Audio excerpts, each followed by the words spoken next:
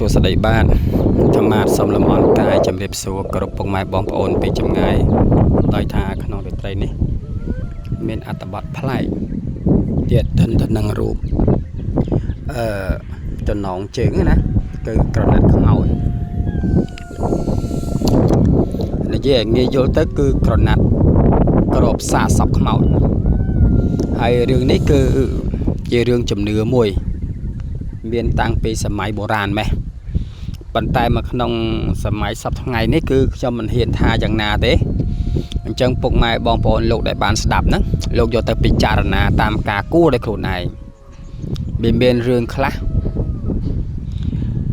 គឺយើងអត់គួរប្រព្រឹត្តណាមានរឿងខ្លះយើងក៏គួរតែជឿដែរដោយសារជំនឿនេះមានអ្នកខ្លះគាត់ជឿច្រើនអ្នកខ្លះគាត់ជឿតិចអ្នកខ្លះគាត់អត់មានជំនឿសោះអញ្ចឹងនិយាយទៅឲ្យវាត្រូវចិត្តវាមិនត្រូវទេគ្រាន់ថារឿងនេះវាកើតឡើងពិតមែនគឺវាកើតឡើងនៅក្នុងទឹកដីខេត្តសៀមរាបគឺនៅក្នុងវត្តអរញ្ញដោយសារមានបរិសម្នាក់ហ្នឹងគាត់ជាអ្នកគេហៅថារកស៊ីដោយការនេសាទត្រីណាហើយគាត់មានជំនឿទៅលើលទ្ធិមុនវិជាមុនអាគមក៏ប៉ុន្តែការជឿរបស់គាត់គឺយើងអាចបានហាមឃាត់ទេវាគឺជាសិទ្ធិរបស់គាត់ហើយក៏ប៉ុន្តែវាមានរឿងមួយនេះដែលគួរឲ្យសង្វេគដោយសារក្នុងថ្ងៃមួយហ្នឹងមានគ្រោះថ្នាក់ចរាចរណ៍មួយនៅក្បាត់ក្រុងគឺដោយសារមានបុរសម្នាក់គាត់ជិះឆ្លងខ្នល់យ៉ាងណាទេគឺដូចជាអាការៈរបស់គាត់យើងមិនដឹងថាយ៉ាងណាណាគាត់ត្រូវបានរថយន្តបុកគាត់ស្លាប់នៅកណ្ដាលខ្នល់ទៅហើយជាសាកសពមួយដែលអត់មានញាតិទេហើយត្រូវបានគេបញ្ជូនយកសពហ្នឹងធ្វើសកលវិច័យហើយក៏យកទៅពិនិត្យត្រឹមត្រូវហើយអត់មានឃើញឯកសារទាំងអស់ក៏យកទៅផ្លោងចោលនៅវត្តអរញ្ញហើយរឿងនេះមិនមែនកើតឡើងឥឡូវទេបងប្អូនអធិស្ឋានកើតឡើងនៅក្នុងឆ្នាំ2009ណាមិនមែនកើតឡើងឥឡូវទេ2009ខ្ញុំភ្លេចប្រាប់ឆ្នាំដោយសារនឹកឃើញគាត់និយាយពីយប់មិញប្រាប់ខ្ញុំពីរឿងហ្នឹងទើបខ្ញុំនិយាយប្រាប់បងប្អូន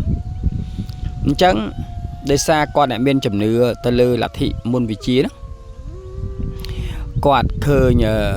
តាអាចារ្យនៅពេលដែលយើងយកសពទៅដាក់នៅវត្តហើយអត់មានបងប្អូនអញ្ចឹងគឺដោយសារសពហ្នឹងវាបែកក្បាលហើយបាក់ដៃបាក់ជើងកងែងកងងអស់ហើយសាសពបរោះហ្នឹងណាហើយក៏ត្រូវបានតាអាចារ្យហ្នឹងគាត់យកកណាត់សយកមកគ្របដើម្បីរងចាំសាច់ញាតិយកទៅធ្វើបុណ្យតាមប្រពៃណីអញ្ចឹងទៅក្រោយមកទៅវាអត់មានញាតិណាមកយកអញ្ចឹងក៏ចំណោះជើងវត្តហ្នឹងក៏ក្រុមជំនុំគ្នាក៏ថតរូបមួយទុកហើយក៏គិតថាបូជាបើទោះជាញាតិមក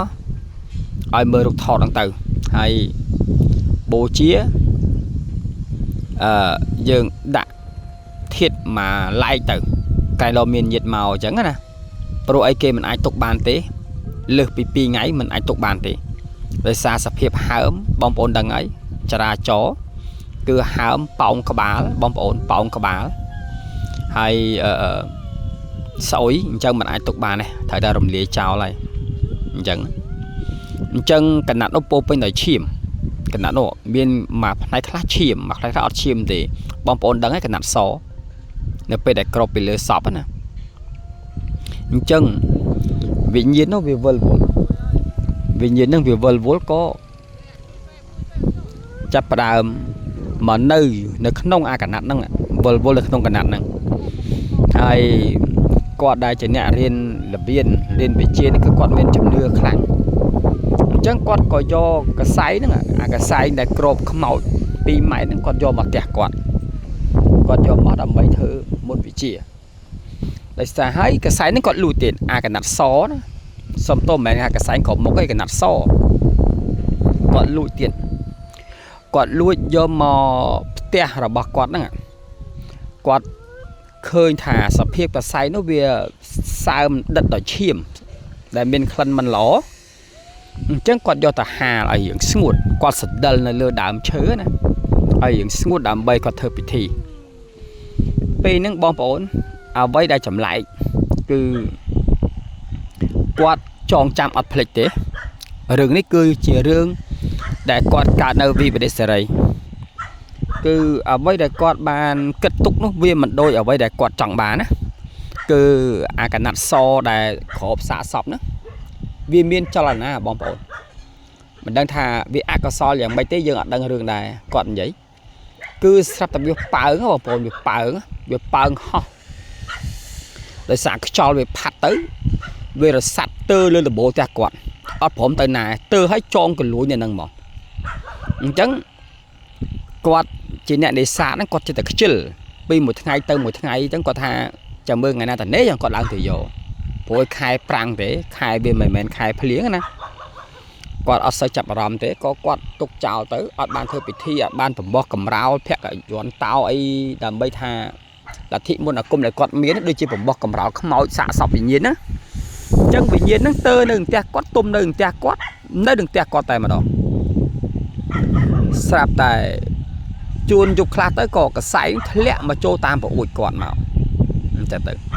ពេលហ្នឹងគាត់គិតថាកសែងនេះប្រហែលជាខ្យល់ផាត់មកពីលើដំបូលខាងចូលផ្ទះគាត់តែពិតគាត់អត់ដឹងថាកសែងនោះគឺចាប់ផ្ដើមមានវិញ្ញាណទេដែលវិញ្ញាណសាកសពខ្មោចតែហោងវានៅក្នុងហ្នឹងណានៅពេលនោះកូនរបស់គាត់នោះជាកូនស្រីអាយុប្រហែលជា12ឆ្នាំគាត់ស្មានតែភួយក៏ទាញមកដប់ទៅយកអាកណាត់សដប់សាកសពមកដប់ដែលគាត់អត់បានប្រាប់កូនពីរឿងហ្នឹងទេក៏រឿងដែលគួរកើតឡើងហ្នឹងគឺកូនស្រីហ្នឹងគឺគាត់ចាប់ផ្ដើមមានវិញ្ញាណខ្មោចតែហោហ្នឹងសន្ធប់យកមកណាសង្កត់យកគឺចេះតែលបួងនាំចេះនាំចុះឲ្យយល់សពចេះយល់សពចុះល្វើល្វាយអញ្ចឹងណាហើយគាត់ជាឪពុកនេះក៏គិតថាចាំពេលមានតនេគាត់នឹងជ្រៀកយកអាកន្លែងឈាមហ្នឹងយកមកធ្វើពិធីតែគាត់អត់បានដឹងថាវិញ្ញាណនោះកំពុងតែកាចជាវិញ្ញាណកាចសាហាវទេដែលកំពុងតែកូនគាត់កំពុងតែដេកទៅដល់ធ្វើរីកភួយហ្នឹងដែលក្របពីលើហ្នឹងគឺជាវិញ្ញាណដែលកំពុងកាចទេអញ្ចឹងក៏គាត់ចាប់អារម្មណ៍ពេលព្រឹកឡើងក៏កណាត់សមកផ្ទាំងហ្នឹងគាត់តាមរកក៏បាត់ទៅវិញក៏គាត់សួរកូនស្រីគាត់អាយុជាង10ឆ្នាំពី13 10ឆ្នាំហ្នឹងគាត់សួរថាកណាត់សដែលកូនឯងទៅ10យកមិញទៅណានាងថាអត់ដឹងទេកូនស្រីថាអត់ដឹងទេក៏គាត់ដើររមើលមកអស់ចិត្តតែរកឃើញដល់ទៅពេលគាត់ដើរកវាយគាត់ឃើញនៅលើដំបូលទៀតអញ្ចឹងគាត់ឆ្ងល់ហ្មងគាត់ថាយ៉ាអានេះចេះដើរសម្បើមមកណាគាត់ដឹងថាអានេះចេះដើរសម្បើមយប់មិញចូលផ្ទះឯងដល់ពេលផឹកឡើងវាចេះឡើងទៅលើដំបូលខ្លួនវាមិនហើយមានជើងដើរអត់អីទេចាំតិចទៀតចាំធ្វើឯងម្ដងកាត់ជ្រៀកឯងធ្វើកសែងយន់ស្អីបកែអានេះបកែអាហ្នឹងមិនបកែអញ្ចឹងណាតែគាត់អត់បានចាប់អារម្មណ៍រឿងកូនស្រីគាត់ទេនៅពេលដែលគាត់ទៅតលេគាត់ទៅដាក់ត្រីរកត្រីតាមសប្ដងបានប្រហែលជា3ថ្ងៃកូនស្រីគាត់ចេះតែនិយាយដដែលតែថាយល់សពល្វើល្វាយពីនេះពីនោះអញ្ចឹងទៅគេចេះតែនាំឲ្យទៅចងកអញ្ចឹងណាដល់ទៅពេលគាត់ដែលជាគ្រូហ្នឹងដែលជាអ្នកមានមុនវិជ្ជាហ្នឹងគាត់គិតថាកសែនឹងមានរិទ្ធណែអាកណាត់ក្របសាកសពហ្នឹងគឺបកែអានេះគ្រាន់បើវាមានរិទ្ធគួរសមអត់អីទេអានេះបើយកមកកាត់ធ្វើយន់បកែចាំមើលតានេសិនចាំអាទិត្យក្រោយរងថ្ងៃល្អដេញថ្ងៃល្អសិនចាំយកវាមកកាត់ឡើងទៅយកមកកាត់ចាយន់ហ្មងអញ្ចឹងណាចាយន់ដើម្បីតម្រូវចិត្តគាត់ណាដល់ទៅពេលអញ្ចឹងទៅបងប្អូនហើយកុំថាណារឿងដែលយើងមិនគួរឲ្យជឿវាអាចកើតឡើងអញ្ចឹងមែនគាត់ថាគាត់មានកូនតែ2នាក់គាត់កូនស្រីទាំង2តែកូនស្រីដែលបានកណាត់សសាកសពនឹងដែលគ្នាយកមកទៅដប់ធ្វើជាភួយក្នុងយប់ហ្នឹងគឺដែលស្រីគ្នាដាក់នោះគ្នាត្រូវបានអាខ្មោចតែហៅនឹងវាស្រឡាញ់វាសន្ធប់យក ដល់ទៅពេលក្នុងថ្ងៃនោះចំថ្ងៃចុងសប្តាហ៍គ្នាបានទៅរៀនគ្នានៅផ្ទះហើយយកកូនស្រីមួយទៅតាមទុកកូនស្រីហ្នឹងហើយដល់ពេលគាត់ទុកកូនស្រីហ្នឹងគឺស្រាប់តែរឿងមិនគួរឲ្យជឿកាត់ឡើងបងប្អូននៅពេលដែលគាត់ហូបអាហារពេលព្រឹកហើយគាត់ចិត្តតែដើរប្រាប់គេប្រាប់ឯងថាខ្ញុំយល់សពផ្លែកដល់ហ่ะមានបរិសម្នាក់ហ្នឹងបបួលខ្ញុំទៅនៅជាមួយហើយគេឲ្យឃើញកន្លែងស្អាតកន្លែងផ្ទះវិឡាធំមែនតើគេឲ្យខ្ញុំទៅនៅដល់ពេលអញ្ចឹងចាស់គាត់ចិត្តថាយល់សពមិនល្អទៅស្រោចទឹកចេញទៅចូលវត្តចូលអីស្រោចទឹកចេញហើយគាត់តែងតែដំណើររឿងថាតាំងពីខ្ញុំបានយកអាកណាត់សក្របសាកសពខ្មោចហ្នឹងយកមកទៅដល់លឺឪពុកខ្ញុំនិយាយមកខ្ញុំមានអារម្មណ៍ផិតភ័យខ្លាចតែហ្មងការដែលខ្ញុំគ្រប់ក្នុងយប់ហ្នឹងអត់ដឹងទេម៉ែខ្ញុំក៏អត់ប្រាប់អត់ប្រាប់ដែរដល់ពេលចាប់ពីហ្នឹងមកគឺយកសពផ្លែរហូតហើយឥឡូវរៀងខ្លាចមិនទេរៀងភ័យមិនអីមិនអញ្ចឹងណាដល់ពេលចាស់គាត់ដឹងរឿងគាត់ថាអត់កើតទេចុះចាំពេលឪឯងមកវិញចាំប្រាប់ឪឯងម្ដងយកកូនទៅស្រោចទឹកចេញទៅបំបោះកំរោបំបោះអីចេញអានេះកណាត់សគេក្របសាកសពតើវាចង្រៃណាអញ្ចឹងណាវាចង្រៃចេញចុះយកដាក់ផ្ទះអញ្ចឹងវាមិនជារឿងមង្គលទេវាទៅយ៉ាទៅមង្គលខ្មោចតែហោងផងក៏គាត់ហូបបបរហើយក៏គាត់ទៅផ្ទះវិញបងប្អូនហើយឡើងទៅបិទទ្វារក្រឹបមិនទៅចងកអាកណាត់សហ្នឹងវានៅដៃប្អួចហ្នឹងដៃប្អួចយ៉ាងណាទេគឺមិនដឹងថារឿងយ៉ាងម៉េចបានតែគាត់ទៅចងកនៅអាធ្នើផ្ទះហើយគាត់អត់មានរឿងអីសោះណាទៅចងកស្លាប់ខ្លួននៅពេលដែលឪពុកគាត់មកដល់គាត់ចិត្តតែឆ្ងល់ហៅកូនមិនបើកហៅអីស្អីមិនតបប៉ុន្តែឃើញទ្វារវាបាត់ផ្ទាស់ទៅលើខាងក្នុងអស់លេងអញ្ចឹងទៅគាត់ឆ្ងល់មែនតើហើយគាត់ខំប្រឹងមើលតាមកដាដែរដោយសារកដាវារៀងញឹកពេកមើលទៅវាអត់ឃើញច្បាស់រូបខំប្រឹងហៅមិនក៏មិនព្រមបើកទ្វារចិត្ត1ម៉ោងបានគាត់សម្រេចចិត្តថាប្រហែលជាអត់ស្រួលគាត់សម្រេចចិត្តឡើងតាមតសតាមតោងតាមប្អួចដើម្បីប្រឹងមើលណាដល់ពេលអ្វីដែលមើលទៅគឺឃើញកូនលៀនដាតបាត់ហើយចងកឡើងរឹងខ្លួនពេលនេះគឺគាត់តម្លាក់ខ្លួនក្តឹបគាត់ស្រែកយំបដ ாய் គាត់ស្រែកយំបានប្រពន្ធគាត់អ្នកភូមិនេះអ៊ុតឡើងទៅច្រានទ្វារទៅឃើញក្មេងស្រីនោះចងកស្លាប់ខ្លួនហូរឈាមមកជាប់នឹងអាកណាត់គ្របសាក់សពដាតលៀនមិនជាវែងប្រហែលទេបងប្អូនតាន់តិចទេក្រោយមកនៅពេលដែលយកដាក់សាកសពនឹងចុះបានគាត់កើតពីវិនិច្ឆ័យសេរីគាត់ឈប់ជឿទៅលើគ្រូមុនអាគមគាត់ណាគឺខាងផ្នែកវិជាខ្មៅ